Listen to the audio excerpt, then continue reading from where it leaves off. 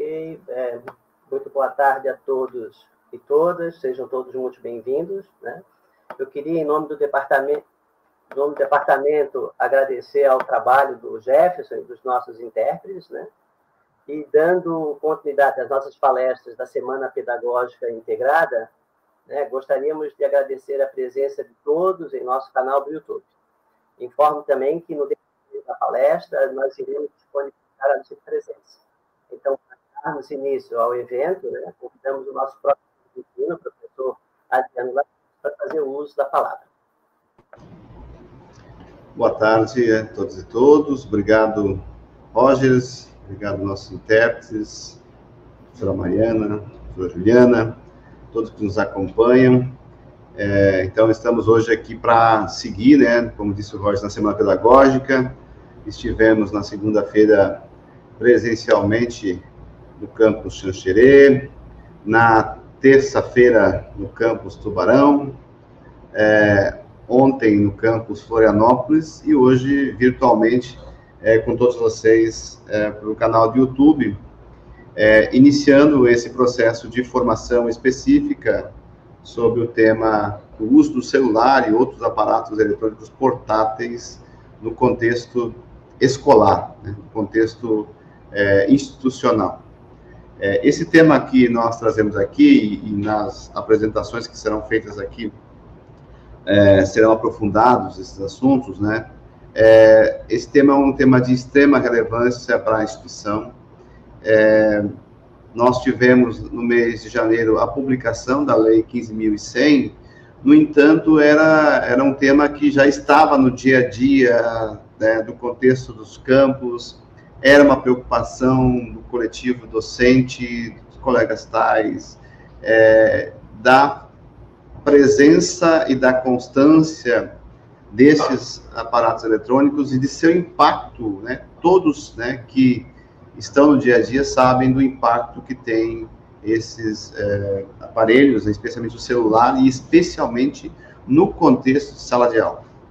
E nesse cenário, né, nós vamos aqui conhecer, inclusive, o trabalho que já tinha sido desencadeado em 2023 pela Diretoria de Ensino, né, e que resultou, inclusive, em uma pesquisa em 2024 com estudantes, com docentes e servidores tais, e que mostra exatamente que essa é uma problemática e a compreensão dessa problemática entre nós, né.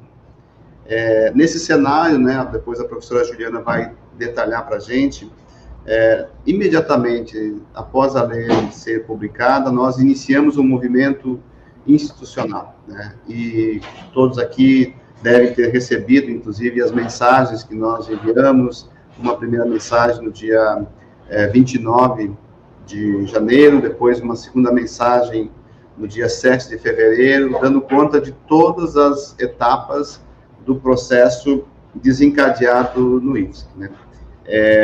Dessas etapas, né, parte delas a gente já está avançando, já tivemos, por exemplo, estamos avaliando agora o material da campanha, com a equipe de comunicação, já tivemos a reunião com as chefias de ensino, coordenadores pedagógicos, chefias DAE, dos campos, já tivemos, inclusive, a reunião do Colegiado de Ensino, Pesquisa e Extensão, que desencadeou a construção de um GT que vai construir, então, as diretrizes, para a gente deixar bem claro para toda a instituição qual será o procedimento a ser adotado em relação a esse tema. Já temos reforçado, e na semana passada fizemos isso pedindo aos diretores dos campos, na reunião do CODIR, que nos ajudem nesse processo, principalmente, né, fazendo o diálogo com os servidores, fazendo diálogo com os estudantes e fazendo diálogo com as famílias, né? E a gente já percebe que muitos campos já têm feito esse movimento. Então, a gente queria novamente convidar a todos os colegas para que pudessem se engajar nesse processo. Nós estamos falando de uma questão educativa, de algo que impacta no processo educacional, mas nós também estamos falando de uma questão de saúde pública que tem afetado jovens, mas que tem afetado, inclusive, crianças no Brasil.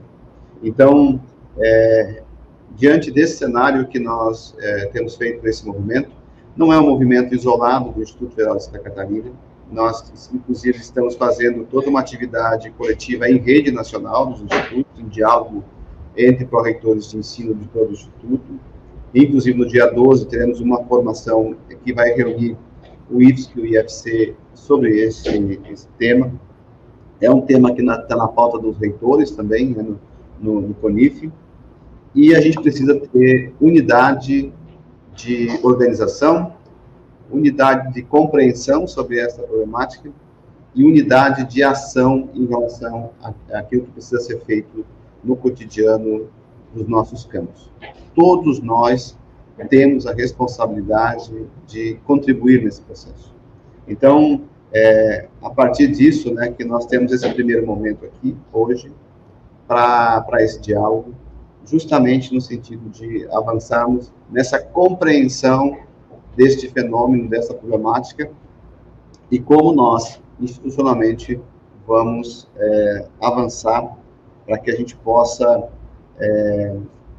reduzir gradativamente e, se possível, né, deixar de ter, de maneira, né, a gente sabe que não é um processo fácil, em longo prazo, o uso desses aparatos, né, pelo menos não no contexto em que, na lógica do que a lei prevê, né, é claro que nós temos os usos possíveis, pedagógicos, mas a gente entende que é preciso avançar para que a instituição cumpra a lei.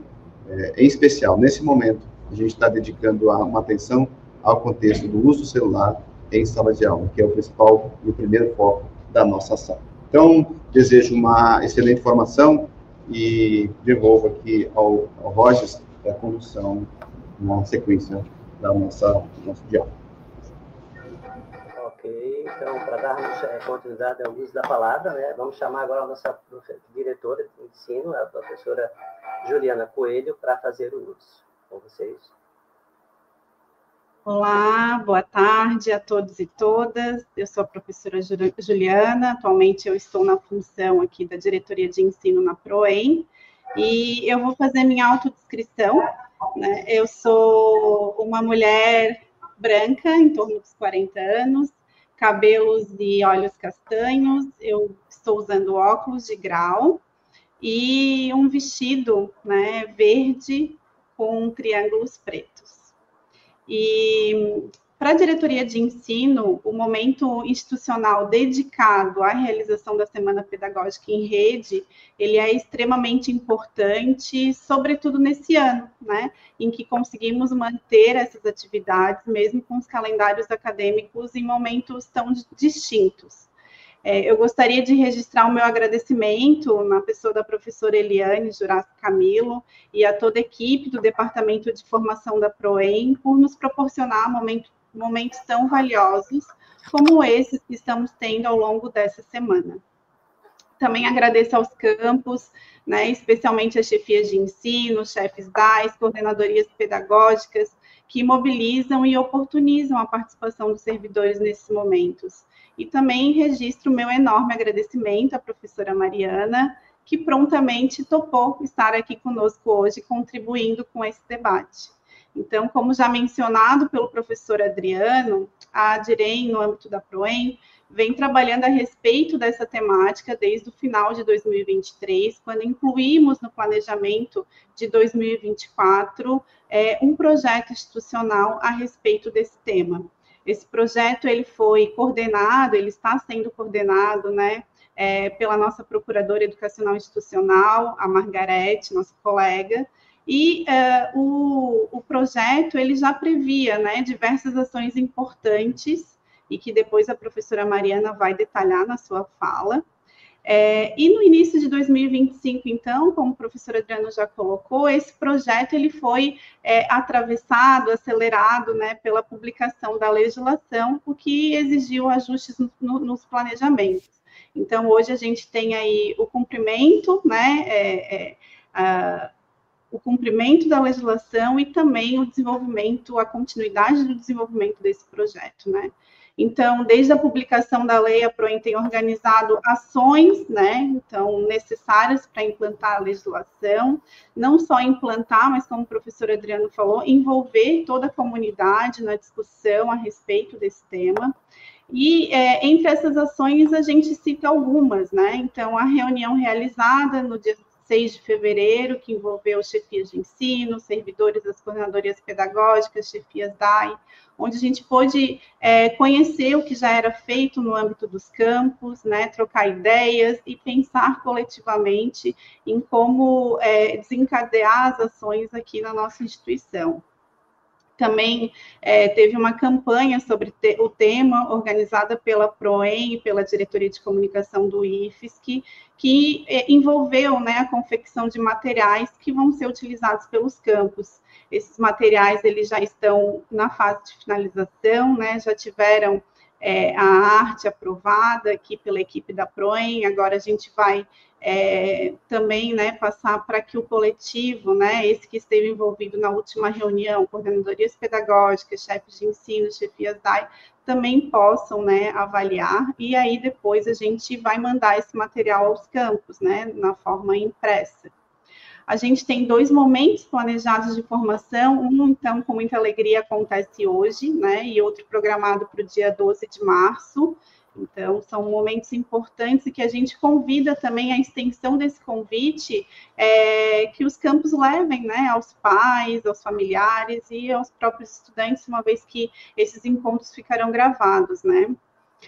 Como o professor Adriano já mencionou, a gente teve a formação de um GT no âmbito do CEP para elaborar a regulamentação institucional, e o CEP, então, teve a preocupação de ter representantes docentes, pais, estudantes, vai ter representantes das equipes da DAI, da DIREM e também dos chefes de ensino, né? Então, tentando representar o coletivo que trabalha diariamente. A PROEM também disponibiliza equipe de apoio aos campos e um repositório de materiais sobre a temática, né? Então, ele estava lá no corpo do último e-mail que nós encaminhamos. Também a gente propôs um cronograma de ações a serem realizadas pelos campos, né? E com compromisso, então, das chefias de ensino, principalmente, de registrar lá o que está sendo feito, as datas para cada ação, né? Então, entre as ações que a gente elencou, principais, foi a implantação imediata da legislação, a realização de reunião com os pais responsáveis, com os servidores e os estudantes para orientar sobre o tema e sobre as ações, divulgação de canais de comunicação, né? Então, se a preocupação, por exemplo, dos pais responsáveis é como, né, entrar em contato, talvez, numa situação de emergência com os filhos, isso tenha um canal de comunicação, né, que os pais se sintam seguros. Também proposta de opção de espaços de convivência e de outras atividades para ampliar a socialização, jogos, atividades artísticas, culturais, e isso tem sido feito, né? Então, acompanhando o preenchimento desse instrumento, desse cronograma, muitos campos já fizeram, né? Estão fazendo essas ações, muitas delas já aconteceram, outras acontecem agora em março, né? Em função dos diferentes calendários. E, por último, né, também a gente pede com que cada campus, então, defina, né, o local de guarda desses celulares, e aí também já aparece soluções bem criativas, como no caso, por exemplo, do campus Chapecó, se eu não me engano, né, que está fazendo com tecido, né, portas celulares que ficam na parede com tecido. Então, a partir disso, né, vão gerando soluções muito importantes e também de fácil aplicação, né, considerando o contexto.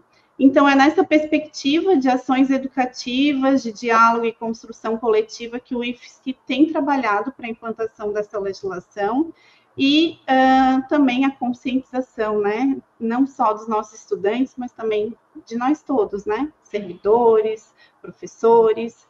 E para que isso aconteça, a formação é um momento fundamental. Então, por isso, eu devolvo a palavra ao Rogers para apresentar a nossa palestrante de hoje. Muito obrigada.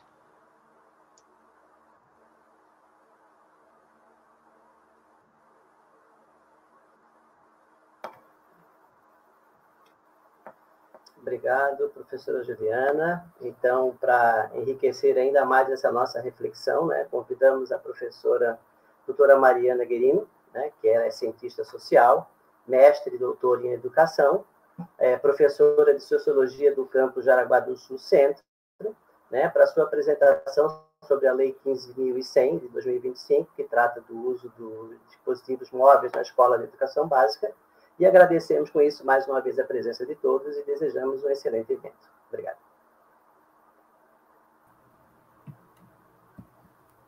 Boa tarde a todos me ouvem bem? Acho que sim, né? Gostaria de inicialmente agradecer o convite de poder estar aqui, de poder mobilizar essa reflexão. Agradeço o Adriano, agradeço a professora Juliana, o Rogers e todos os intérpretes que estão aqui nos ajudando com a acessibilidade dessa formação. Vou fazer a minha audiodescrição. Eu sou uma mulher branca de 40 anos, com os cabelos compridos e estou usando uma blusa cinza. Bom, eu fui apresentada, né, como cientista social, mestre e doutora em educação, então eu estou aqui nessa condição de alguém que pesquisa a realidade e de alguém que tenta entender, né, nesse contexto de vida, de relações sociais, como que a gente se organiza, reorganiza, organiza novamente, né? Então, também como professora de sociologia do IFSC, busco trazer essas dimensões atuais, sempre conectando com as perspectivas históricas, para que a gente consiga minimamente entender mais ou menos como é que está essa condição de vida que a gente tem hoje, né? A apresentação já tá disponível? Aqui. Legal. Então, assim, a gente tá fazendo essa discussão, né? Todo mundo está tentando entender o que fazer, porque se fosse uma legislação um pouco mais tranquila, né, que não tivesse tanto impacto na nossa vida, talvez a gente não estaria tendo tantas agitações, né? Mas o que eu provoco agora, e novamente agradeço a oportunidade, são algumas reflexões sobre a Lei 15.100 de 2025. Pode passar, por favor.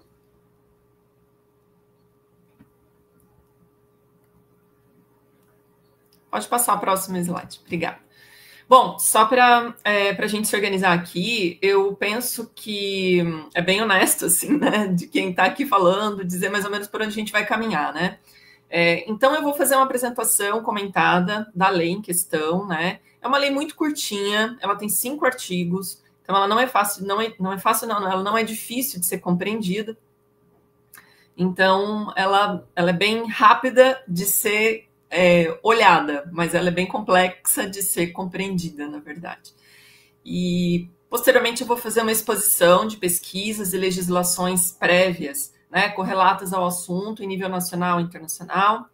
Sigo daí para a apresentação comentada, né, da pesquisa que foi produzida no âmbito do IFSC, já comentada, né, pelo Adriano e pela Juliana, e alguns encaminhamentos que vai ser um pouquinho, né, um pouco repetido do que todo mundo já sabe, porque foi amplamente divulgado, a respeito das orientações e práticas aos campos até o momento. Em seguida, a gente parte para o debate e a gente encerra a fala. Pode passar. Bom, assim, antes da gente adentrar, né, nesses debates, eu gostaria de pedir atenção para alguns pontos, né? O caráter histórico das leis, né? Então, assim, as leis, elas não são estáticas, né? Então, uma coisa é você fazer essa percepção em um momento, vamos supor, você lê isso, né? Você está lendo o caráter histórico das leis. Bom, as leis são históricas, mas o que isso significa quando a gente tem algo na nossa frente e o que significa atribuir um caráter histórico para uma coisa, para um fenômeno que está acontecendo? Basicamente, é reduzir a nossa ansiedade e é entender que existe um caminhar das coisas, de fato, né? Um trajeto Existe um processo, uma dinâmica que vem antes, percorre o nosso presente e continua seguindo, né? Então, assim, embora isso pareça óbvio, a gente tem muita dificuldade de acessar essa dimensão quando a gente está analisando um fenômeno que está acontecendo no calor da nossa existência, né? Então, aí a gente acaba ficando um pouco nessa condição muito opinativa. Concordo ou discordo, mas, sobretudo, eu peço aqui para vocês, para que a gente possa ter condições de ter essa possibilidade de entender essa legislação como algo que navega pela história da humanidade, tá? E todo esse caminhar, né, repleto de mudanças, a gente sabe disso, né? E nós, como cientistas sociais, né, eu como cientista social, a gente estuda a fundo essas mudanças sociais, né? E a gente sabe que todas elas são repletas de oportunidade para reflexões sobre as nossas práticas. Em geral, no dia a dia, a gente não tem uma atitude reflexiva diante das coisas, né? Nós vamos realizando as nossas atividades meio que no modo automático e muitas vezes a gente naturaliza algumas condições de vida, né? Ou normaliza. Então, quando você reflete, né, não é parar para refletir, você pode continuar fazendo de uma forma reflexiva, né? Aí você tem uma outra qualidade no entendimento daquilo que você está vivendo, né? E eu coloquei aqui, né, que a despeito de toda a agitação social, porque essa lei, de fato, né, tem mexido muito, né, com todas as noções, né, sobre o mundo e sobre como a gente vai se comunicar, como a gente vai viver, enfim. Então, a despeito de tudo isso, de múltiplas dúvidas, o que fazer, como fazer, mas não recebemos muitas orientações, mas as orientações são isso, são aquilo. Nós somos educadores e a gente está aqui dispostos a um debate aberto, corajoso, solidário. Muito importante reforçar que os nossos debates sejam sempre de compartilhamento de ideias, de ajuda mútua, né? É muito, né, nesse espectro que a gente pretende caminhar, né? Outro ponto, tudo que é produzido cientificamente sobre a realidade, e aí, né, especificamente sobre o que a gente está tratando hoje, é aliado para a gente. Então, assim, de tudo que eu tenho visto, tenho estudado sobre pesquisas, né, sobre uso de telas, uso de celulares por crianças, por adolescentes, é incrível, é fantástico. Você vê uma confluência de estudos na área da psicologia, na área da educação, das ciências humanas em geral, da medicina, das tecnologias. Então, você vê um processo de uma construção, não de verdades absolutas, mas de um caminhar do entendimento dessa realidade que a gente está vivendo. Então, assim, muito importante que a gente esteja ancorado em bases científicas confiáveis, né? E, né, por que é difícil, né, falar sobre esse assunto? Porque ele se articula com a totalidade da nossa vida social. E esse assunto é muito delicado para muita gente, porque não é todo mundo que está disposto, de fato, a prestar atenção nas próprias práticas, né? Então, é como se fosse uma convocação, não só para os nossos estudantes, mas para nós, sobretudo, né, educadores que estamos dia a dia no contexto da escola, e também, não vou avançar nisso, mas também em nível pessoal, né? Pensar como que a gente faz o uso dessas tecnologias de informação, de comunicação, e como que a gente tem definido a nossa vida dessa forma. Tá? Então, essa antecipação, né, eu quis trazer, porque é muito importante que a gente esteja alinhado nesses pontos. Pode passar. Bom, vamos lá, então. O que determina a Lei 15.100? Acho que vocês já leram e releram, mas nunca é demais a gente repetir, né? A regulamentação do uso de dispositivos eletrônicos portáteis pessoais em escolas públicas e privadas de todo o país. Gente, todo o objetivo dessa legislação, o governo federal deixou muito claro, né, que tem uma noção, uma dimensão de proteção, né? Então, assim, a ideia mesmo baseado em todas as pesquisas feitas, que eu já vou falar, tem muito a ver com a proteção da saúde mental, física e psíquica de crianças e adolescentes, né? Então, não é para usar durante as aulas, nos intervalos, né, recreios e intervalos entre aulas, e a lei é muito específica nas exceções. Então, em situações de perigo, em estado de necessidade, em caso de força maior, e a lei especifica, né, para garantir a inclusão e etc., né? Então, assim, é uma proibição? É uma proibição. Entretanto, ela está num escopo muito maior, que não é só a proibição em si. Ela tem um fundamento e uma objetividade baseado em dados, em múltiplos processos científicos, legais e de organização social que objetiva a proteção da saúde mental. Então, assim, basicamente, a gente está falando de saúde pública. Pode passar. E quando que a lei segue permitida, né? Quando que o uso segue permitido, né?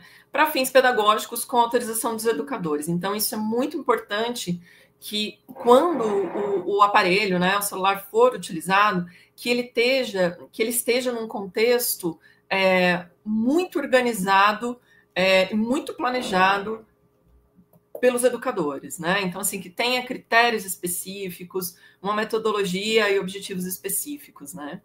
Então, também é permitido para garantir acessibilidade, para promover a inclusão, para atender às condições de saúde dos estudantes e para assegurar direitos fundamentais. Em todas as etapas da educação básica. No nosso caso, que nós somos Instituto Federal, o que a Lei de Diretrizes e Bases define como educação básica, né? Inclui também, no nosso caso, os cursos concomitantes, subsequentes e proejas. Então, isso inclui educação básica, né? E isso pode gerar uma série de dúvidas, né? Por exemplo, eu estou lidando com pessoas adultas, pessoas que têm responsabilidades, que precisam do celular, né? Como que eu vou manejar isso? Mas vamos com calma, que a gente vai desdobrar isso com calma. Pode passar. Bom, gostaria também que vocês caminhassem no mesmo raciocínio, de entender que as dimensões histórica, política, social e científicas, elas fazem um arco que envolve a Lei 15.100. Histórico por quê? Porque eu falei lá no início, né? Tem a ver com esse desenvolvimento, a dinâmica social. Político porque define rumos, define decisões, né? Social, porque diz respeito a todas as relações que a gente estabelece obrigatoriamente. Não tem como eu dizer, não, eu não vou viver em sociedade. Impossível. E científico, por quê? Porque é ancorado em bases de dados produzidas com métodos específicos, com muito rigor dentro das universidades, dos centros de pesquisa. Então, assim, a Lei 15.100, ela caminha dentro desse escopo histórico, político, social e científico. Então, não é uma lei que chega do nada e é imposta de forma antidemocrática, muito pelo contrário. A gente vai ver todas as bases que fundamentaram a sua outorgação, né? Olha, eu mencionei aqui só a título de exemplo mesmo, né? Porque se vocês derem uma breve pesquisada sobre o assunto, vocês vão ver que vários estados brasileiros já tinham legislações em nível estadual, né? Como Rio de Janeiro, São Paulo, Roraima, Distrito Federal e a gente aqui também. E em âmbito internacional, um monte de países também, né? Nós, no campus de Jaraguá do Sul, nós temos 2 intercambistas esse ano. Uma delas, que vem da Colômbia, estava me contando que isso já está acontecendo há muito tempo lá, e que para ela não, está tudo bem, ela vai se adaptar muito bem, porque isso já não é mais um problema, ela já passou desse período de adaptação, né? Pode passar. Bom, então, assim, do ponto de vista científico, né, o que a gente tem, essa primeira pesquisa da Universidade Federal de Minas Gerais, que aponta que 72% das crianças apresenta aumento dos sintomas de depressão associados ao uso excessivo de telas, ela é uma tese de doutorado no campo da medicina, né? E eu deixei depois na descrição, nas referências, tudo certinho, posso disponibilizar depois essa apresentação. E, gente, essa tese é muito interessante, porque, de fato, ela vai analisar profundamente o que acontece com as crianças e adolescentes também, né, nesse contexto do uso de telas, né? Aí você vai dizer, bom, se eu olho uma criança ou um adolescente olhando o celular e ela está sorrindo, ela está brincando, ela está jogando, ela está falando com alguém numa rede social, ela está postando uma dancinha, automaticamente, essa realidade imediata não me mostra nada de depressivo, né? Então, assim, é por isso que eu estava convocando vocês a ir para além da realidade imediata, né? Aquilo que está oculto nesse uso desequilibrado de telas e que causa danos em nível biológico, né? Em nível do próprio órgão cerebral mesmo, né? Então, é muito interessante essa tese de uma pesquisadora da Universidade Federal de Minas Gerais. Outra pesquisa do PISA vai dizer que 80% dos alunos admitem se distrair com os dispositivos durante as aulas no Brasil. E assim, gente, esse dado estoura em relação aos outros países, tá? Então, o Brasil, assim, nós estamos numa condição de epidemia, assim, né? É muito alto o nosso percentual no que diz respeito a esse assunto do que, né? Aqui ele cita Japão e Coreia, que apresentam dados bem inferiores, né? E 86% dos brasileiros apoiam alguma restrição ao uso de celulares nas escolas, né? Essa é uma pesquisa da Nexus do ano passado. Então, ou seja, é bastante gente que, de alguma maneira, se posiciona, né, como favorável a isso, né? E agora essa última, que é uma coisa que até a gente pensa, nossa, não dá nem para acreditar isso, né? Que o simples fato de estar próximo a um celular já pode distrair e prejudicar a aprendizagem dos estudantes, mesmo que ele não esteja utilizando. Então, essa é uma pesquisa do Relatório de Monitoramento Global da Educação, feita pela ONU, né, em parceria com a Unesco, e que vai dizer que não só o uso, mas estar próximo. A gente vai falar um pouco mais sobre isso adiante. Pode passar. O Brasil está entre os líderes mundiais do uso de internet e das interações por meio de redes sociais, né? Então, acabei de falar isso. É muita gente, 84% da população conectada diariamente, em uma média de 8 horas por dia. Ou seja, isso, 8 horas por dia, não são 8 horas que você para estar no celular. Não, você está fazendo outras coisas ao mesmo tempo. Então, a gente já pensa aí na qualidade do nosso trabalho, né? Na qualidade do que a gente está fazendo, na nossa capacidade de concentração, de fazer várias coisas ao mesmo tempo, inclusive estar conectado, entre outras questões que a gente vai desdobrar mais. E 70% das pessoas possuem conta em alguma rede social. Então, assim, no Brasil, a gente dispara nesse contexto, né? É claro que a gente pode desenvolver isso em muitas pesquisas, né, em muitos debates mais, mas não caberia aqui nessa apresentação, é só para apontar, de fato, que é um dado bem grande nesse sentido. Pode passar.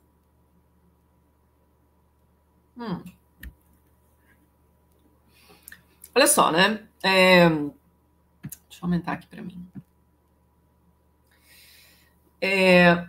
Em 2024, ou seja, ano passado, a Lei 14.811 inclui os crimes de bullying e cyberbullying no Código Penal, né? E a pena é reclusão de 2 a 4 anos, além de multa.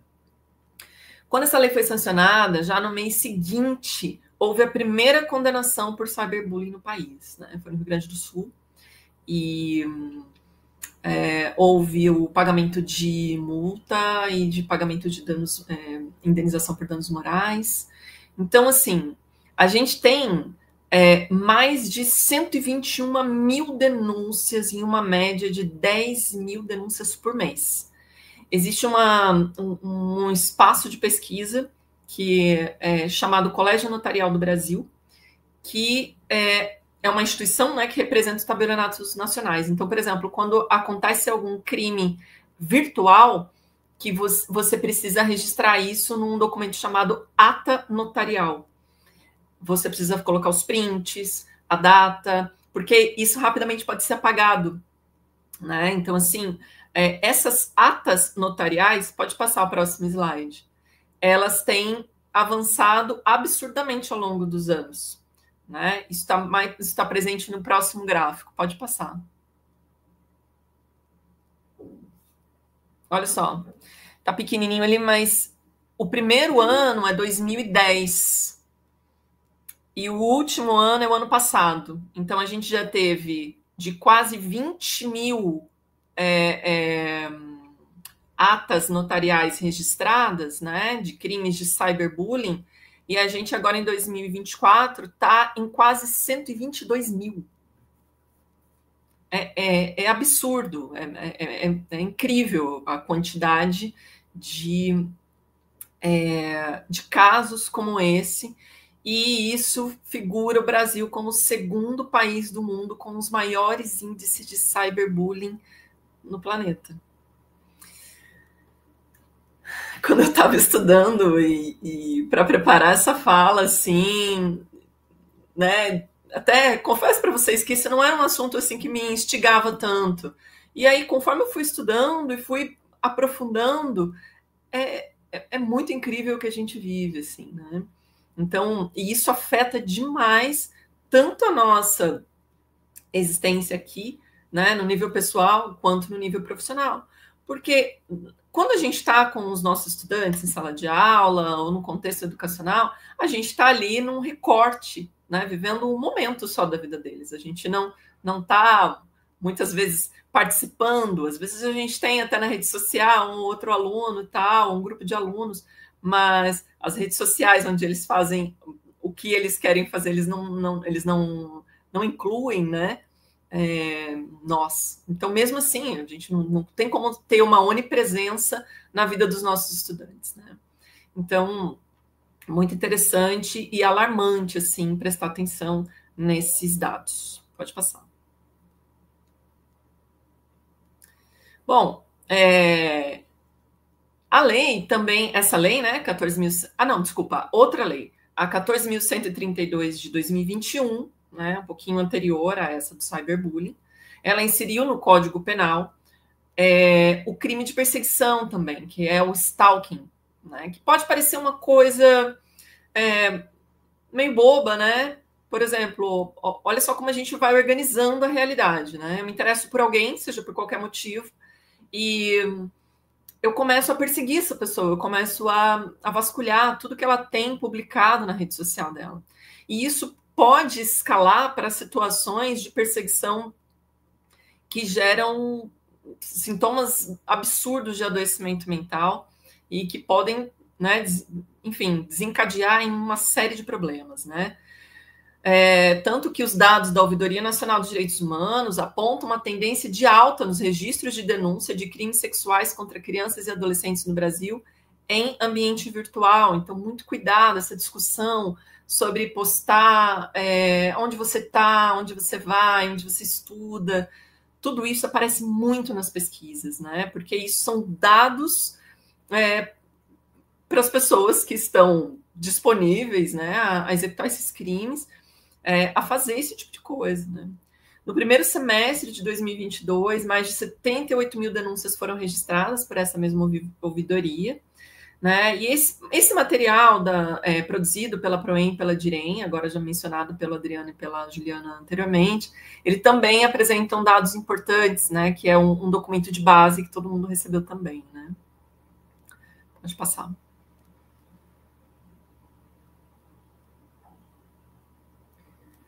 Olha só, né? Conforme a realidade vai mudando, a gente também vai trazendo outros nomes, né? Esse nome, ubiquidade, que é um nome bem feio, assim, né? Bem esquisito, assim, né? Um pouco distante da nossa realidade, mas serve para descrever um fenômeno que é um fenômeno como se fosse de uma onipresença. Você tem que estar disponível a todo momento, em todo lugar, né? Então, alguém te manda uma mensagem, você tem que responder na hora. E, às vezes, você manda uma mensagem, a pessoa tem um sinal de visualização, você até tem a possibilidade de configurar para não mostrar que você visualizou, né? Para a gente começar a perceber como também os artefatos tecnológicos vão se adequando às lógicas nas relações, né? Então, isso vai gerando uma ansiedade, um transtorno muito grande, né? Então, muitos de nós, por exemplo, estamos em reuniões, tá todo mundo no celular. Tá todo mundo no celular, fazendo outras coisas, inclusive trabalhando, inclusive encaminhando, respondendo e-mails, falando com outras pessoas, fazendo a lista do supermercado. Enfim, isso gera muito adoecimento. Parece que não, parece que você está sendo uma pessoa super produtiva, que está resolvendo as coisas. Não, enquanto eu faço isso, ao mesmo tempo eu faço aquilo, e eu sou uma pessoa muito proativa e tal. Isso, as pesquisas já estão dizendo que isso é um sinal de adoecimento, porque existe o nosso cérebro precisa de um tempo para processar, um tempo para se concentrar e um tempo para descansar. Isso ganha dimensões tão absurdas que a gente começa a discutir um outro fenômeno chamado nomofobia, que é uma ansiedade, um estado de extremo sofrimento quando você percebe que você está sem seu celular. Quando você percebe que você está num lugar que não tem acesso à internet. Quando você percebe que o teu celular está ficando sem bateria e você não tem quem tenha um carregador, você esqueceu, enfim. Né? Então, assim, a nomofobia o termo vem de mobilefobia, né? Que é parte dessa ideia de que eu entro em colapso à medida em que eu percebo que eu não estou próximo do celular. E isso se desdobra em várias outras categorias de análise, né? Por exemplo, FOMO, né? Fear of missing out, né? Que é o medo de ficar de fora de alguma coisa que está acontecendo, de alguma trend, de algo que está acontecendo, você não quer ficar por fora, né? Você não quer se sentir deslocado da realidade, né? Isso é bem complicado, isso é bem perigoso, isso tem nos adoecido de uma maneira muito severa. E aquilo que a gente fala, né, na sala de aula, né, eu falo para os meus alunos, eu falo assim, olha, não é que a gente está sendo antiquado, né, do tipo, menino, sai do celular, não é isso, né, e não é também uma restrição, né, um impedimento ao acesso às tecnologias, não se trata disso, se trata de perceber que você está, né, fazendo uso de uma coisa que está te fazendo muito mal e que tem consolidado relações sociais extremamente doentias, né, de A a Z. A gente pode dar aqui vários exemplos de situações que são mediadas pelo uso dos smartphones e que elas tendem a um processo extremamente adoecedor, né? Só para mencionar que 1 em cada 4 crianças sofreu bullying e 1 em cada 6 praticou assédio virtual contra outras. Apenas 10% das vítimas relataram o caso aos seus pais ou adultos mais próximos. Esse é outro ponto de observação, porque como a gente ainda não tem um arcabouço robusto assim, de entendimento dessa realidade, como é que você vai conversar com o adolescente?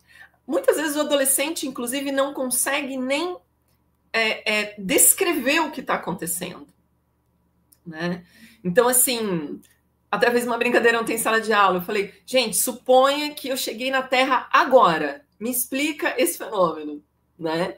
E aí isso incita um pouco a pessoa a tentar, pelo menos de alguma maneira, descrever minimamente o que está acontecendo, né? Porque é como se você tivesse mergulhado num oceano imenso e você não sabe onde você está.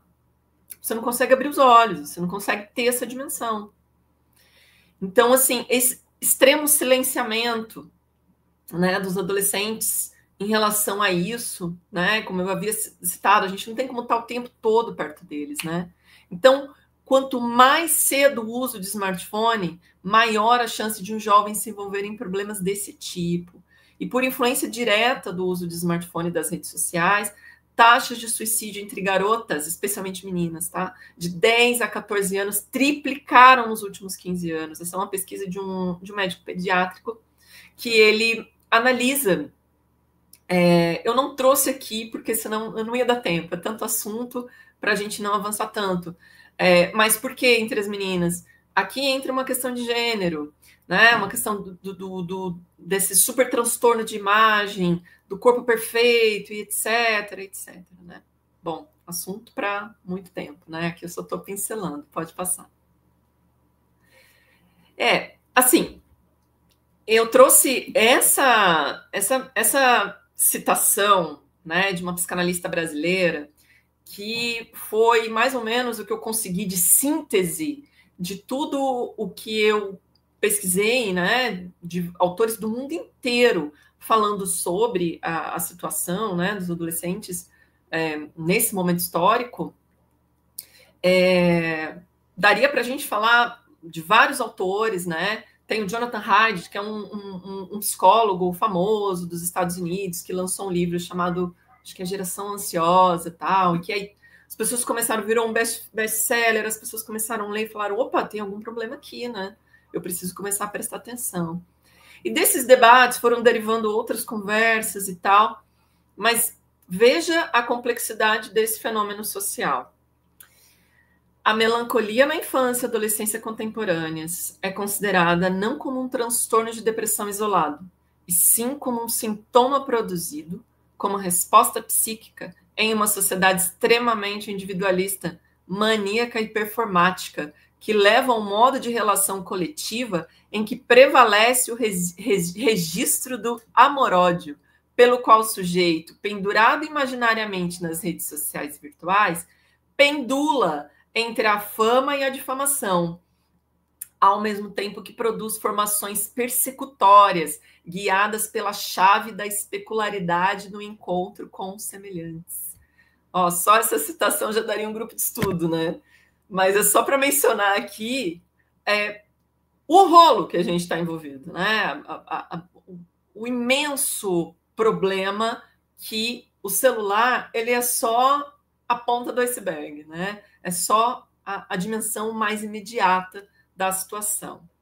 Pode passar.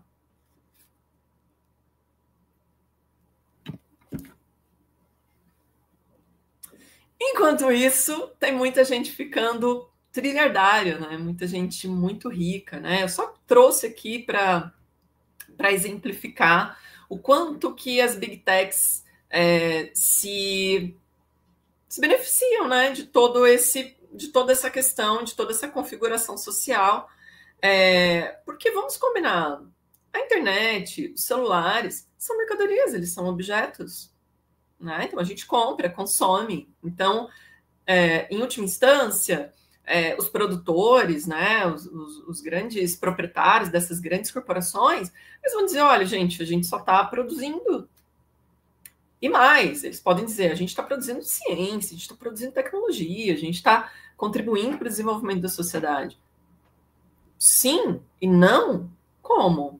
Porque, como assim você produz uma coisa e não se responsabiliza por isso, né? Aí, isso fica a cargo de nós que estamos aqui e que estamos tentando entender essa relação, essa condição toda, né? Então, assim, não há uma preocupação, né, da produção, no âmbito, né, da produção desses equipamentos, desses dispositivos, sobre a realidade. Pelo contrário, né? Pelo contrário. Pode passar. E aí a gente está falando, né, de uma sociedade capitalista, histórica, política, social, constituída dessa maneira, né, que tem uma premissa de competição e da não cooperação. Aí é perfeito, eu uso meu celular para me estabelecer nessa condição. Naturalização do isolamento, eu vou me isolando cada vez mais, a minha possibilidade de conexão com outras pessoas, ela vai minguando. distúrbios de personalidade, dissociação de sentido de comunidade e adicção por objetos. A dissociação do sentido de comunidade é a perda de uma densidade democrática, inclusive, né? E aí a gente pode avançar, né, nos processos, nas discussões sobre política contemporânea, sobre o avanço do fascismo, e tudo isso. Aí você vai falar, poxa, professora, mas isso tem a ver com o celular? Tem. É quando a gente desmonta uma realidade que está na nossa frente, uma realidade aparente, e começa a encontrar, né, todas as suas peças constituintes, né? Os celulares e demais aparelhos eletrônicos com acesso à internet são objetos, ou seja, as pessoas se tornam, nós, né, nos tornamos viciados em objetos, e os celulares e a internet são objetos. Logo, né, eu preciso, né, é uma questão de adicção mesmo, né? Tem aí uma dificuldade de entender a diferença entre eu ter a liberdade, né, desse acesso, né? Eu tenho o celular na minha mão, tenho o mundo na minha mão, ou eu estou transtornado. O que está acontecendo comigo? Eu estou muito livre ou estou muito transtornado? O que está acontecendo? Há uma limitação intelectual, sensorial, relacional e corporal. Sem dúvida, sem dúvida.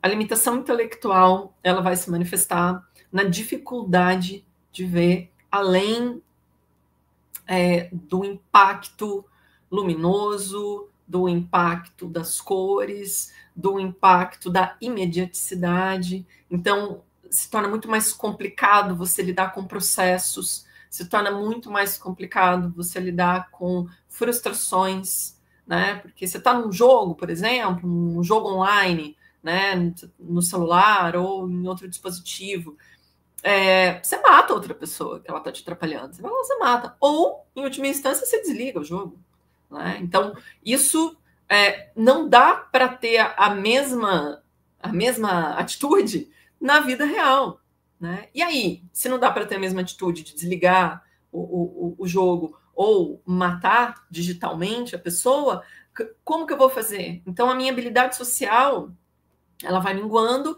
e ela vai se aprofundando com o isolamento. E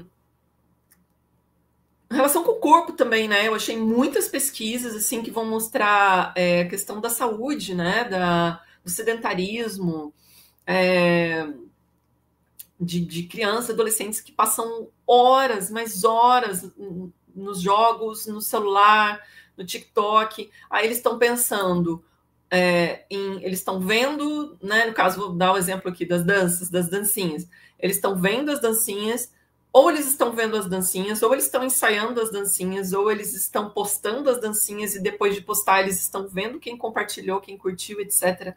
Né? Num looping infinito. Isso eu estou dando só um exemplo da dancinha, mas existem muitos outros exemplos nesse contexto. E aí há uma limitação dos projetos de futuro, né? Dentro desses parâmetros opressores e que vai eliminando as perspectivas plurais de convívio mesmo, né? Isso dá muito gás assim para atitudes extremistas, isso dá muito gás para preconceito, isso dá muito gás para uma vida absolutamente limitada e que não dá conta de nem se abrir a um debate, né? Porque já gera uma impaciência.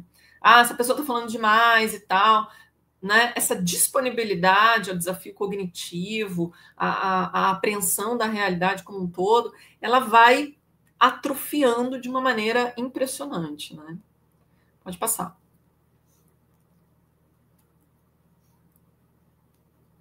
Bom, aí, né, a gente tem uma série de autores que escrevem todos esses dados que a gente fica completamente mal e fala assim, nossa, meu Deus, olha a realidade que eu estou vivendo.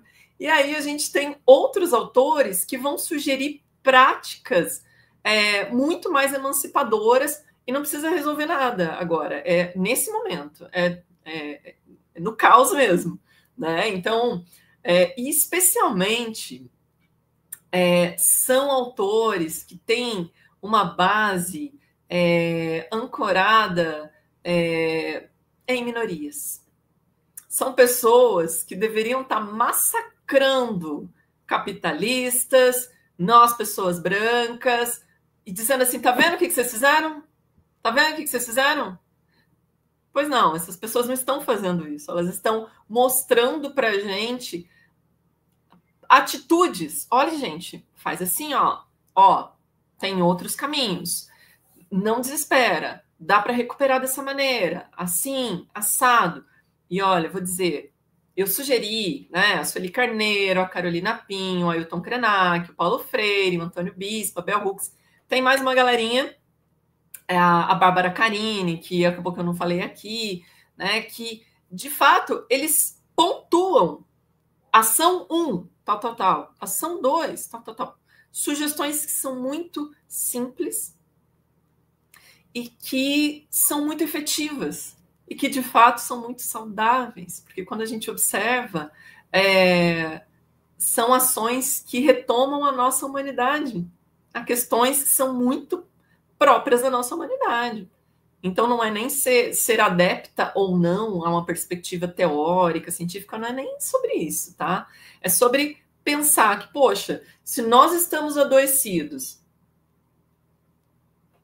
porque a gente está fazendo essas coisas, então tem autores que estão falando, tudo bem, a gente já entendeu como é que está a realidade, como que esse mundo, nesse tempo histórico, capitalista, que foi colonizado por tudo isso e tal, a gente já está entendendo e a gente lança essas perspectivas. Eu deixei tudo isso indicado nas referências. Pode passar. Bom, aí, né, a gente faz um movimento do universal, né? Eu falei até agora de várias pesquisas, de várias análises, de várias legislações, e então a gente vem para a pesquisa no IFSC, né? Então a gente sai, não é que sai, a gente parte de um universal para um particular, para entender também que a gente não está isolado nesse processo, né? Então, lá em 2023, já a identificação dessa demanda, né, pela DIREM, pela PROEM, começa a se organizar os materiais que vão se desenvolvendo em 2024 e no primeiro e segundo semestre, né, esse material foi disponibilizado para vocês, né, foi feita uma pesquisa de revisão sistemática, né, de trabalhos, foi feita a elaboração do projeto, a aplicação de questionário com estudantes, docentes e tais de coordenadorias pedagógicas, né? Então, assim, até a gente chegar a esse momento. Então, assim, é importante dizer que a gente não foi pego de surpresa, né? Já havia todo um trabalho de fôlego sendo construído e uma preocupação já em relação a isso, tanto em função do cumprimento mesmo, né? Do próprio trabalho que é para ser feito, tanto quanto um radar ligado, né, em relação a tudo que está acontecendo no mundo, né? Pode passar. Então, dentre os valores do IFSC, né, está o atributo da qualidade, pautada na entrega de valor público, oferecendo respostas efetivas às necessidades de alunos e sociedade, né? Então, como primeira macroação do projeto, a DIREM aplicou em outubro de 2024 um questionário online, né? Foram estudantes, docentes, técnicos administrativos, tais de coordenadorias pedagógicas que responderam, né? Então, responderam a esse questionário 1.348 estudantes, 461 docentes e 53 tais. Pode passar.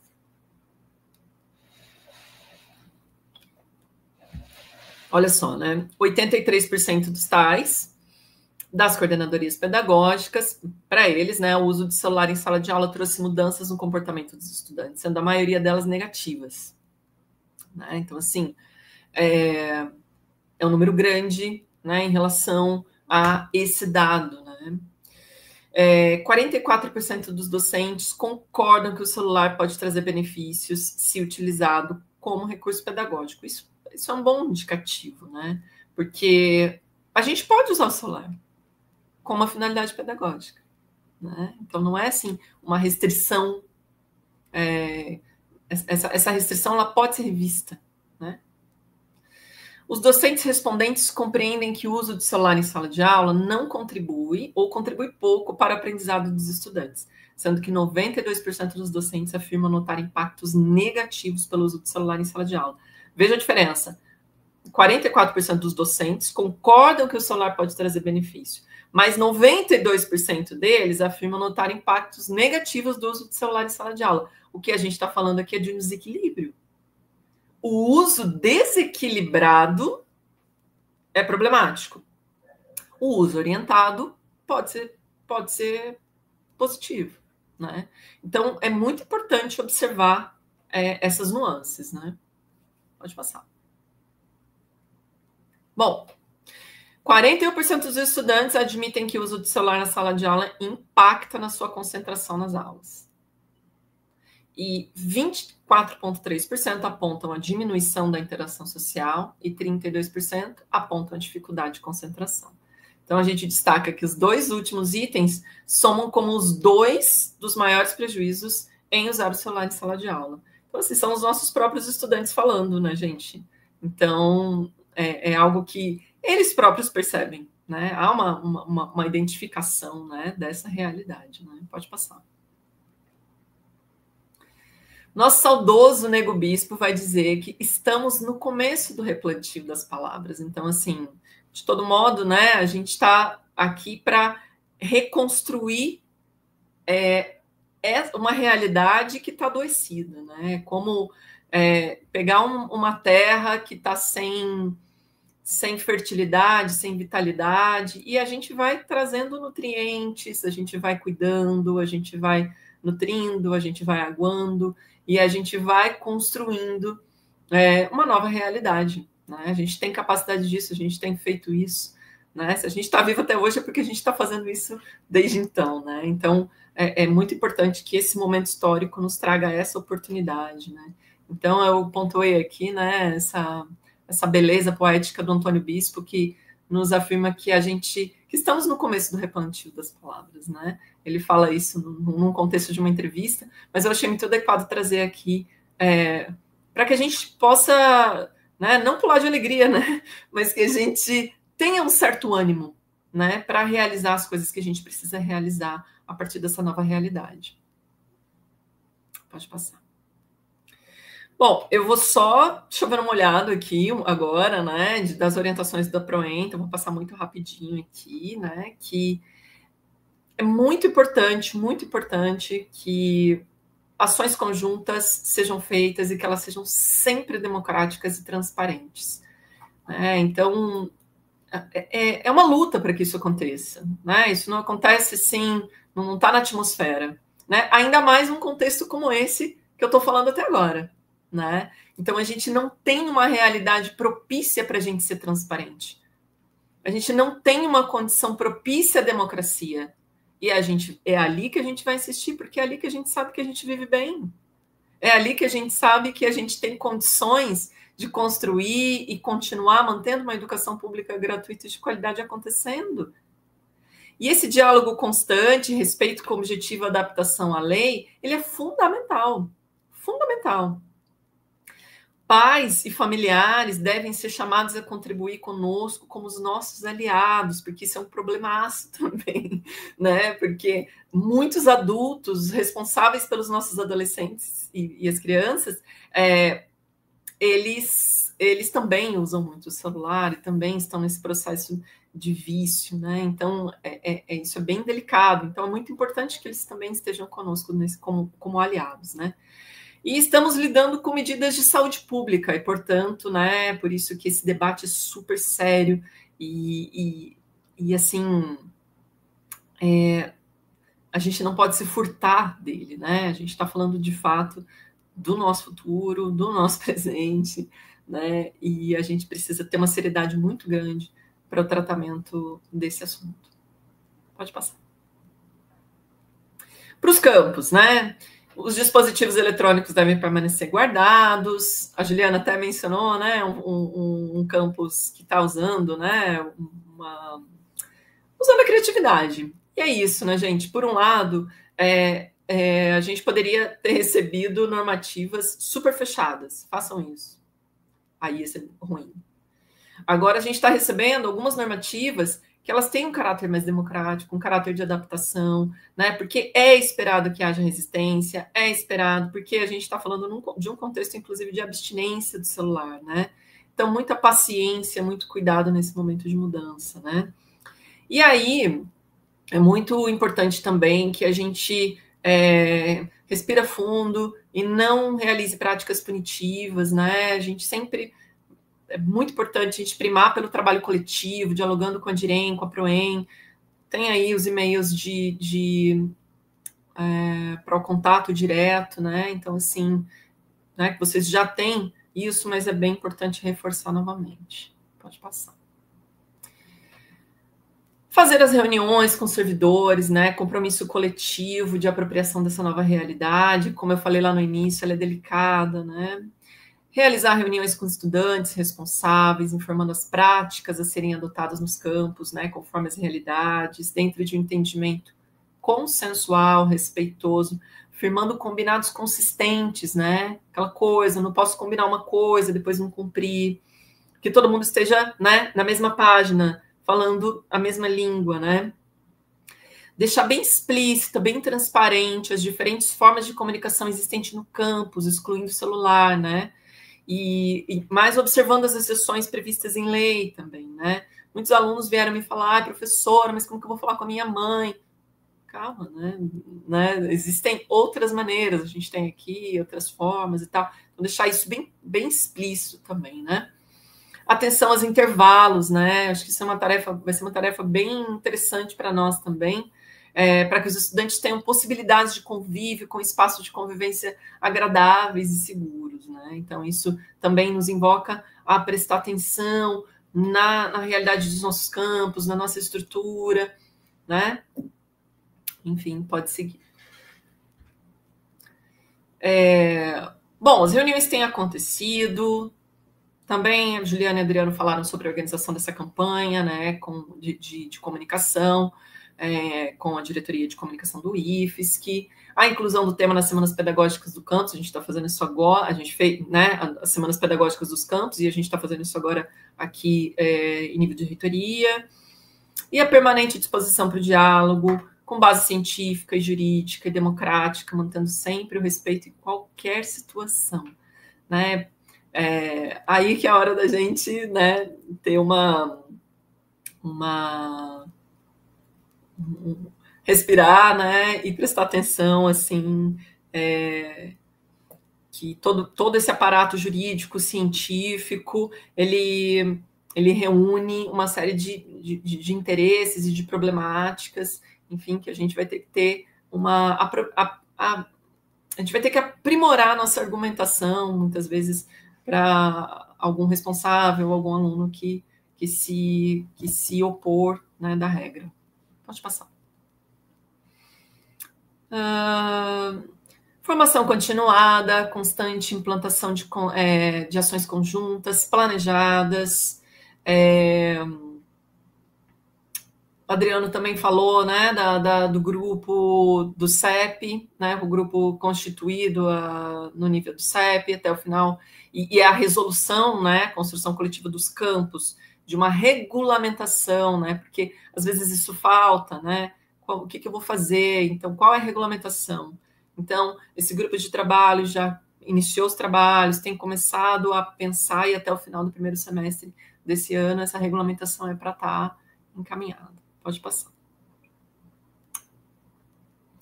Última coisa.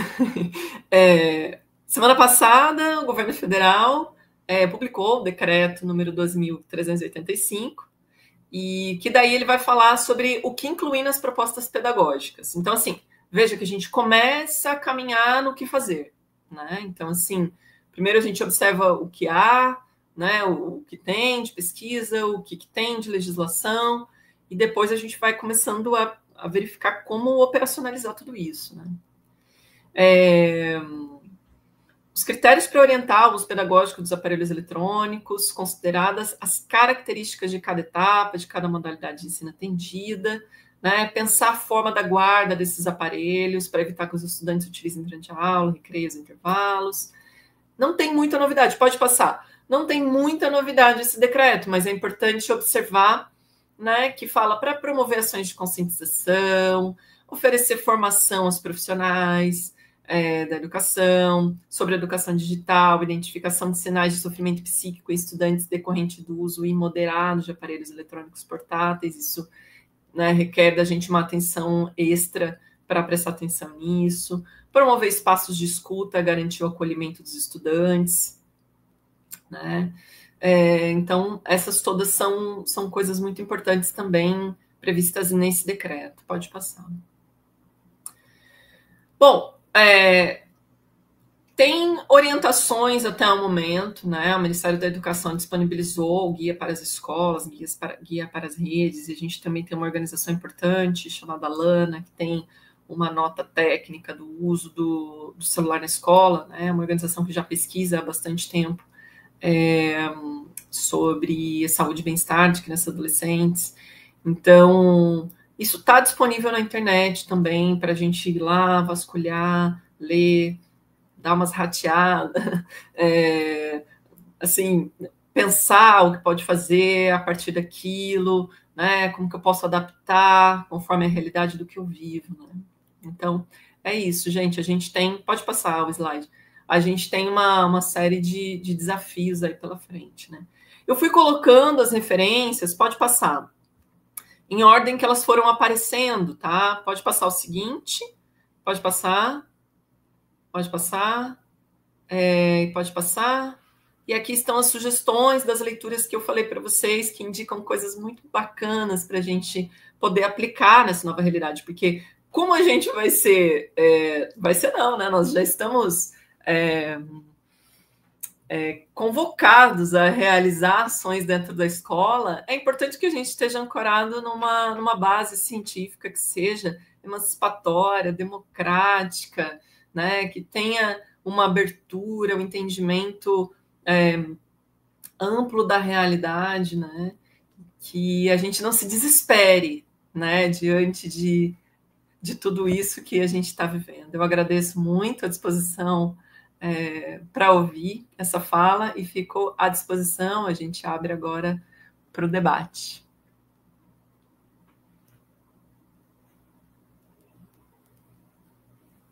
Professora Mariana, muito obrigada. Obrigada pelas excelentes informações, né? Excelentes reflexões. Foi muito importante.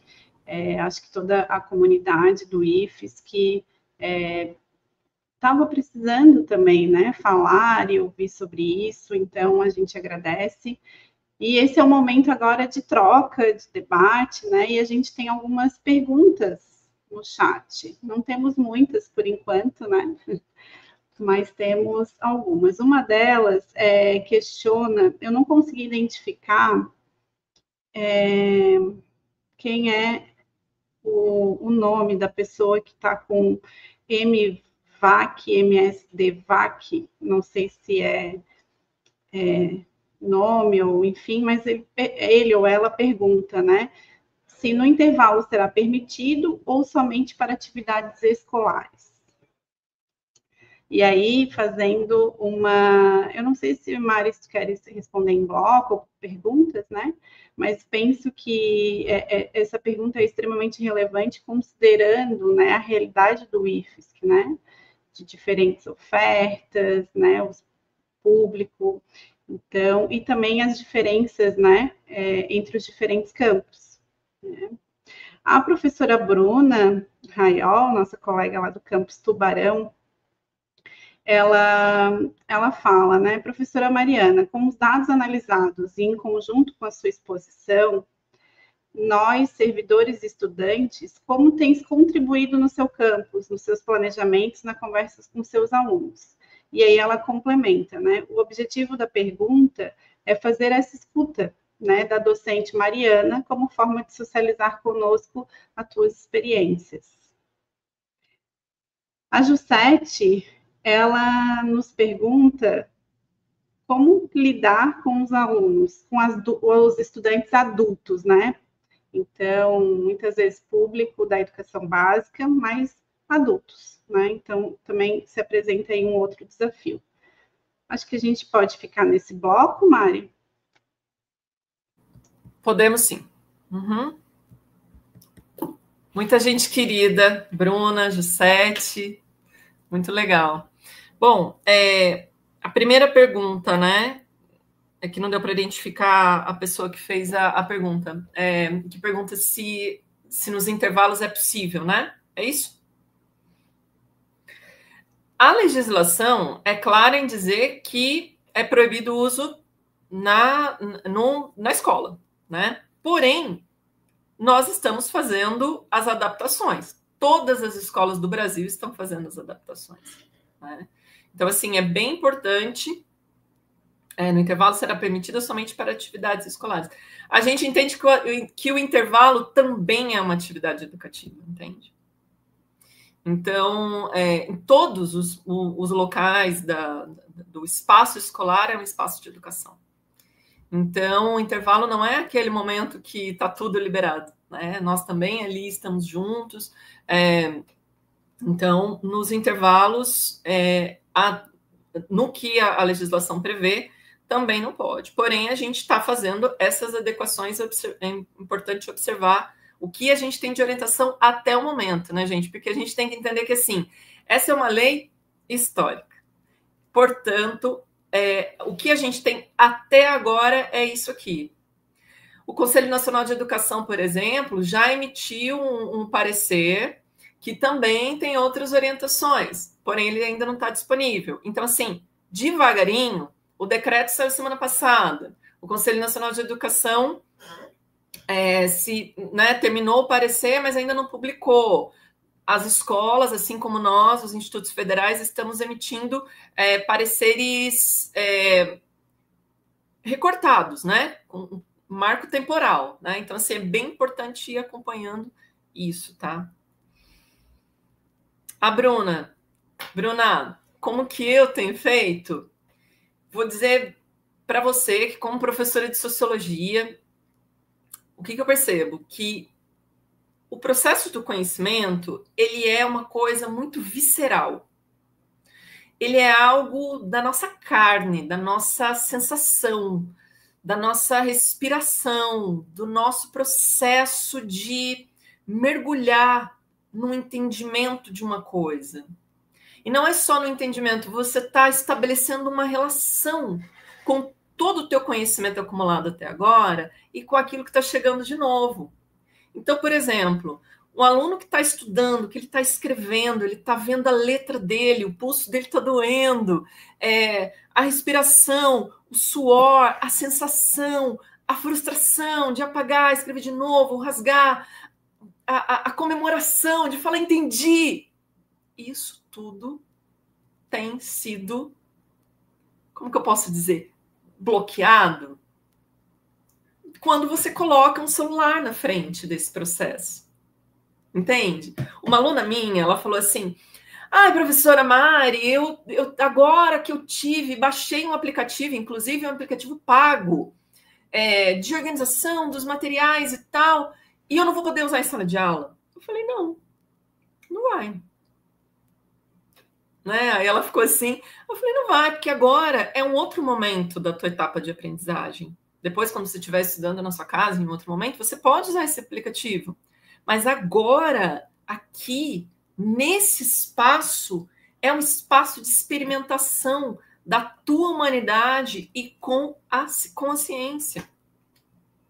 Então, é dessa forma que eu tenho lidado, sabe, Bruna? De capturar e de recompor essa condição de você, enquanto indivíduo, aprendendo, passando por processos, né? E não o fato de eu estar ensinando uma coisa ali na lousa e o aluno, sei lá, está com dúvida, ele pega e joga no Google.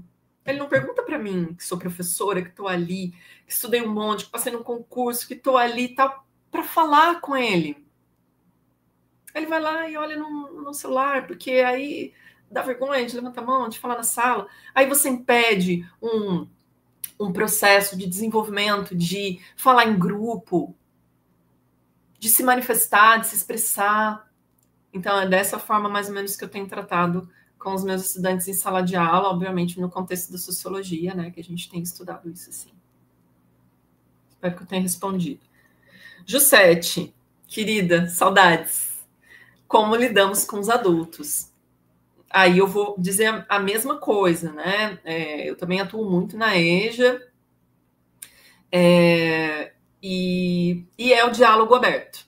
É o diálogo aberto. A gente tem, que eles também estão nesse contexto da educação básica, né? Então, ter esse diálogo aberto, explicar sobre a realidade da legislação, e entender que, assim, novamente, o que a gente tem de dados e de legislação e de produção científica até hoje é o que a gente tem até hoje. Então, a partir disso, a gente tem, né, uma tarefa de ir desenvolvendo isso junto. Então, tudo que eu falei até agora, né, a Juliana, o Adriano trazendo, a gente tem que construir, tem que construir, tem que construir. Isso parece que é um pouco vago, né, mas não é. Não é vago, porque a gente sabe que tudo que a gente tem construído até agora é fruto disso. É fruto da união, da gente estar ali, pegando junto, fazendo as coisas acontecerem. Então, assim, Jussete, respondo da mesma forma, tá? Que eu respondi a primeira pergunta. Ir passo a passo, ir orientando, explicando da necessidade, né?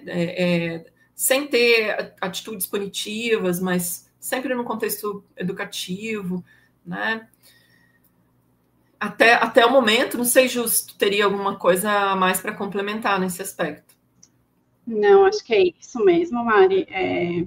E talvez complementar, né, que no âmbito do projeto, né, aqui da DIREM, a gente tem trabalhado na construção de um portfólio, né? Então, o objetivo é fazer um portfólio com experiências que foram, então, retiradas, né, por meio dos estudos que a gente identificou ali na revisão integrativa, experiências de como, né, lidar e utilizar de forma uso pedagógico, né? Então, alternativas para as diferentes áreas, né? Então, a expectativa é que a gente possa finalizar esse portfólio e disponibilizar, né, aos colegas. Então, essa é uma das fases também do projeto. Então, na verdade, a gente não está falando sobre especificamente a restrição em si, mas a utilização também, né, com um fim pedagógico, positivo, enfim, que a lei, né, inclusive, traz como possibilidades, né. O professor Véter Serralheiro, professor de Araranguá, é isso? Ele fala, né, que existe uma dicotomia entre proibição e conscientização, e mesmo sendo uma escola, esse processo é difícil. Então, ele gostaria que você comentasse mais sobre essas dicas, né? Depois ele complementa que você já estava fazendo isso, mas eu acho que esses elementos práticos, né, são bem positivos, né, para socializar. É verdade mesmo, porque é uma lei proibitiva que tem objetivo de proteção. Então, as coisas parecem não se encontrar, né? Então, a gente tem encontrado diversas... Vou dizer assim, né? Que nas minhas buscas eu tenho encontrado diversos exemplos, né? Tem escolas pelo Brasil que fizeram a tal da caixinha, né? Nessa caixinha se guardam celulares com etiquetados e tal, e aí existe toda uma organização, né, para que quem vai ser responsável por isso, porque uma vez que um aparelho desse desapareça, é uma complicação muito grande, né? Então, assim, desde a caixinha, os envelopes verticais, né, como se fossem aqueles espaços de, não sei se vocês já viram, assim, aqueles jardins verticais, onde você coloca uma espécie de um tapete, assim, na parede, aí com vários bolsinhos, assim, e aí as pessoas vão guardando os celulares ali também etiquetados. Daí eu também vi, e a Ju hoje falou da experiência do Campo Chapecó. Aí que tá, né? Tem a questão de deixar guardado na mochila. Essa é uma ação que a gente também tem feito, vários campos têm feito e tal. Mas, sobretudo, lembra da pesquisa que eu falei? Que o simples fato do celular estar perto, ele já pode causar algum transtorno de ansiedade? Então, é problemático também isso. Então, novamente, eu não consigo avançar desse limite histórico que a gente tem até agora, né? De dicas, né? Porque a gente está experimentando essa realidade e cada campus, cada escola do Brasil vai ter que encontrar uma maneira de se adequar. E eu vou dizer para vocês, assim, eu acho que essa é uma excelente maneira da gente se unir, né? Um espaço que, né, provavelmente poderia estar desunido, né? Ele pode, por essa nova realidade, conduzir novas conexões, né? Então, é mais ou menos por aí. Também, Mário, eu acho que a perspectiva do diálogo com os estudantes é extremamente importante, né? Então, o diálogo no intuito de fazer com que eles conheçam essa realidade, né? Esses números, essas evidências, colocá-los também como responsáveis, né, nesse processo. E alguns campos também trouxeram como medidas, inclusive o diálogo com esses estudantes, diálogo com as organizações estudantis, os grêmios, enfim, inclusive para pensar alternativa, pensar, né, nesses espaços de convívio durante o intervalo, né? Então, acho que trazer a responsabilização também dos estudantes, né, esse protagonismo é extremamente importante, né, para que se tenha realmente consciência, né, que não é apenas, como tu vens falando, uma medida punitiva, né? Ela é uma proteção, né? E a partir do momento que se entende isso, eu acho que fica talvez um pouco mais suave, né? E os nossos alunos são muito criativos, né? Se a gente estabelecer esse diálogo aberto com eles, eles próprios podem nos ajudar a criar saídas, né? A gente tem mais duas perguntas, né? A Mari, da Jussete, novamente, a Mari trouxe há pouco uma fala da escola como espaço de convívio, perfeito. Nesse sentido, e vendo o aumento do PGD no departamento de ensino, como que fica essa perspectiva? Né? Então, a questão do teletrabalho. E a Marina também coloca, né, fala-se que não deve ser algo punitivo, porém, haverão medidas punitivas? Isso ficará a cargo dos campos? Bom, Jussete, a questão da realidade do trabalho online, né?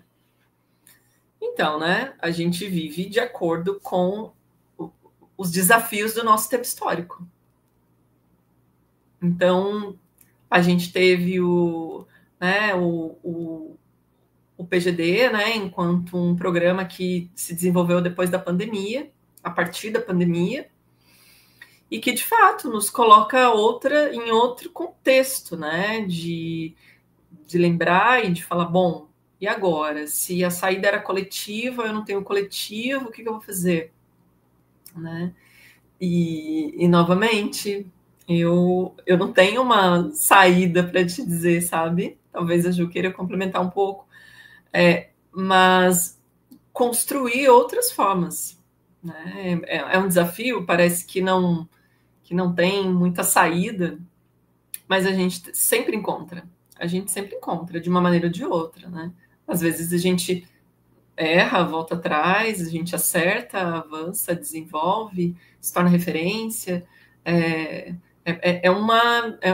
É um processo mesmo que a gente tem que desenvolver. Então, houve um processo para que tivesse PGD. Então, também é uma coisa complexa da gente tentar desmontar algo que também foi construído. Aí a gente tem que propor outra coisa para ficar no lugar, e outra coisa que seja melhor. Enfim, é a própria complexidade do nosso tempo histórico mesmo, tá? Porque, assim como a gente estava falando, né, do uso dos celulares e dessa super virtualização da vida. De fato, eu posso fazer o trabalho que eu faço no campus, eu posso fazer em casa, né? Posso fazer em casa, posso dizer o que eu estou fazendo e tal, e não tem problema nenhum. né? Inclusive isso né? Tudo certo. Mas nesses processos onde é preciso ter o coletivo, a gente tem que criar outras alternativas, sim. Começa perguntando, né? O que você acha? Qual é a sua ideia? Ah, vamos fazer uma reunião. Dessa reunião a gente tem que tirar pelo menos, sei lá, 3 encaminhamentos. E não é fácil, né? Porque não é todo mundo que está disposto a isso, né? Mas é uma construção. É um desafio que se impõe para nós, sim.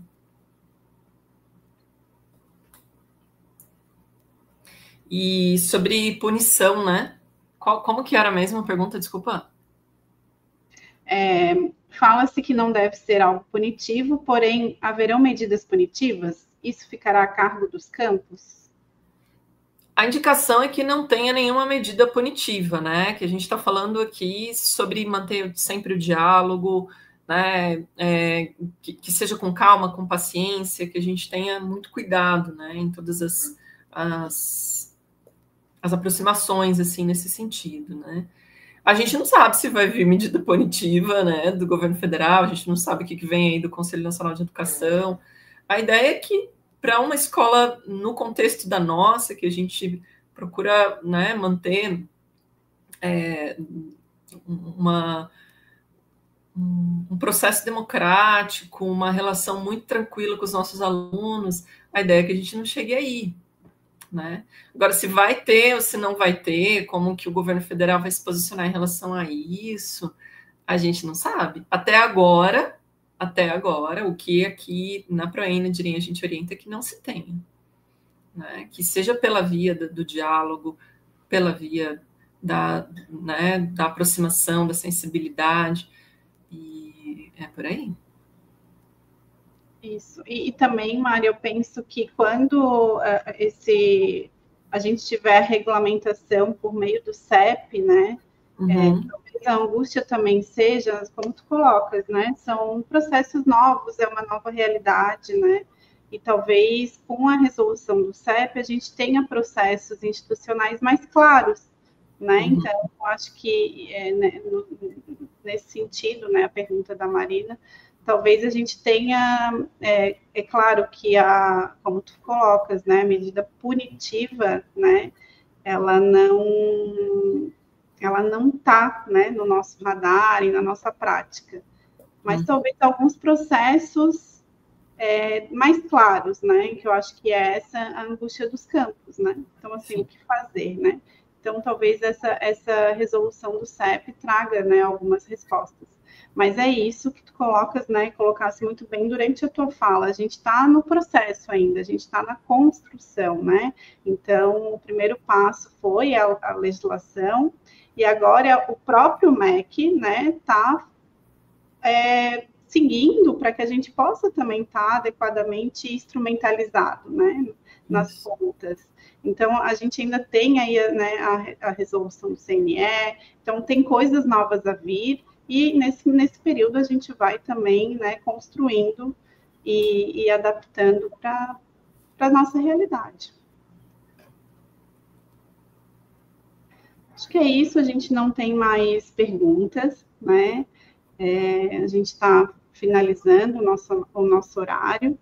Então, a gente agradece, Mari, pelas tuas contribuições, pelos elementos que tu trouxesse. Sempre muito bom te ouvir, isso os colegas colocaram aqui no chat, eu reforço, né? É muito bom poder contar contigo, né? E a gente agradece a participação de todas e todas, lembrando, né, que aqueles que precisam de certificado teve a inscrição por meio do SIG-RH, né? E aqueles que não são do IFES, que também têm a assinatura ali da lista de presença. A Bruna está complementando? Ah, tá. Que algumas palavras e expressões podem soar como se alguns encaminhamentos fossem punitivos. Trocas de ideias ajuda a diminuir esse pensamento do punir e sim pelo educar. Perfeito.